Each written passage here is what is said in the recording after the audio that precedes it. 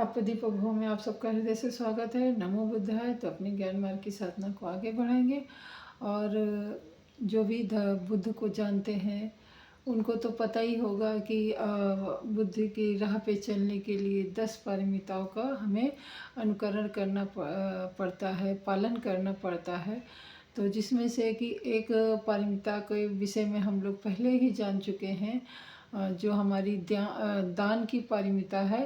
अभी हम दूसरी पारमिता के विषय में जानेंगे, वो भी गुरु जी की वाणी में, कि शील की पारमिता को कैसे पालन करें और उसका अनुकरण कैसे करें, कैसे हम अपने शील को बचा के रखें और संभाल के रखें, जिससे कि जब हमारा शील नहीं भटकेगा तो हमारा ध्यान भी नहीं भटकेगा। तो ध्यान साधना में ये जो पारमिताओं का पड़ाव है ये बहुत ही आवश्यक है। तो चलिए सुनते हैं गुरु जी की वाणी में, जो कि हमें बहुत अच्छे से अपनी आत्म अनुभूति के अनुसार समझाते हैं। मिली यहाँ आकर के दूसरी पारमी, शील की पारमी। शील पालन घर में भी कर सकता है, लेकिन कठिनाई होती है ना, परिस्थितियाँ ऐसी है, किसी न किसी बात को लेकर कोई न कोई शील भंग हो जाएगा। और यहाँ तो सारा वातावरण ऐसा तपोभूमि का, और तपोभूमि का वातावरण सो तो कार्यक्रम ऐसा, सुबह 4 साढ़े 4 बजे से रात को 9 साढ़े 9 बजे तक कहाँ चोरी करने जाएगा, कहाँ हत्या करने जाएगा, कहाँ व्यभिचार करने जाएगा, कहाँ नशा पता करने जाएगा। भूल अगर होगी भी तो कहीं झूठ बोल जाएगा, बोलेगा तो किसी बात को बढ़ा के बोल देगा, किसी को घटा के बोल देगा, मार्गदर्शक पूछेगा तो उसको उल्टा सीधा जवाब दे देगा, तो शील भंग हुआ।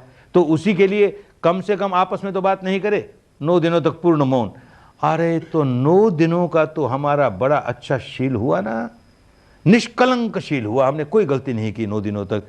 पारमी बढ़ी ना, ये पारमी बढ़ने का मौका मिल गया। ऐसे 10 दिन के शिविर में आए तो ये हमारे शील की पारमी बढ़ाने का एक मौका मिला।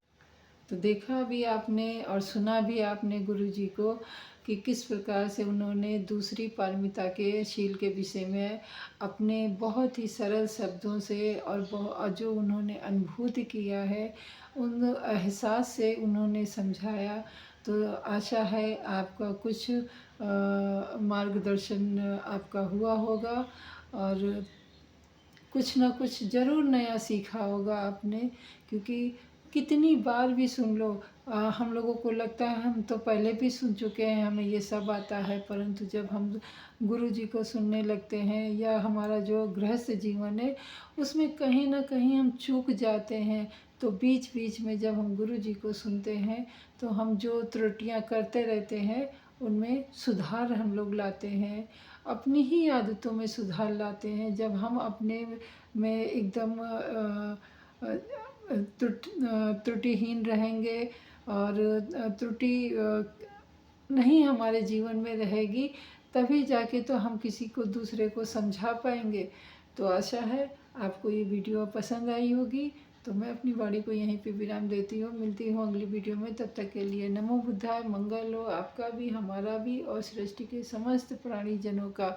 और जीवन में प्रतिपल हम लोग सीखते रहते हैं, हम भी अभी सीख रहे हैं।